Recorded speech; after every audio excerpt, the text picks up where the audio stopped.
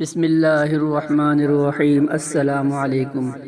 خلافت عثمانیہ کے خلفاء بھی حصہ لیتے رہے، خاص طور پر سلیمان القانونی نے 949 میں تجدید کی کہ اس کے بعد عثمانی خلفاء نے اس کی طرف خاص توجہ نہ دی۔ بہرحال بھی 1232 اور 1254 1291 اور اس کے بعد بھی تین آرائش کا کام جاری رہا، اور موجودہ تعمیر ترک سلاطین کے دور میں سلطان عبدالحمید 1873 اور سلطان عبدالعزیز 1874 کے دور حکومت کی تعمیر کردہ ہے۔ مسجد اقصی کی مساحت۔ مسجد اقصی کا اطلاق پورے احاطے پر ہوتا ہے، اس کو حضرت سلیمان علیہ السلام نے تعمیر کیا، اس پر مسجد اقصی کا اطلاق کیا ہے۔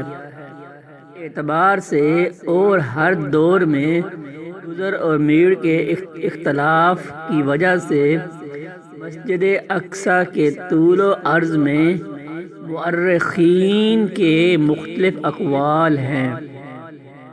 احسن التقاسیم اور مختصر کتاب البلدین میں ہے مسجد کی لمبائی 1000 گز اور چوڑائی 700 گز ہے۔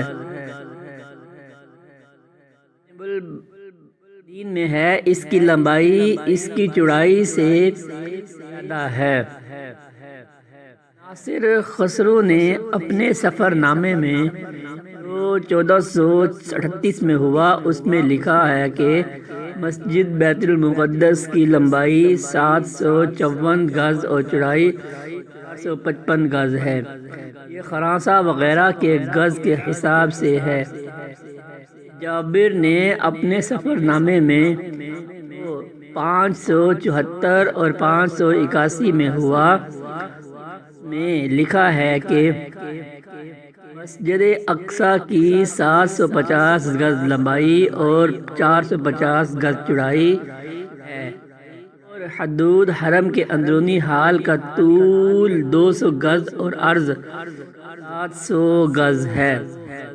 نہایت عمدہ اور خوبصورت نقش و نگار کیا ہوا ہے۔ تمام مورخین کا اس بات پر اتفاق ہے کہ مسجد اقصی روز اول سے جن حدود پر قائم ہوئی آج بھی انہی حدود پر ہی قائم ہے۔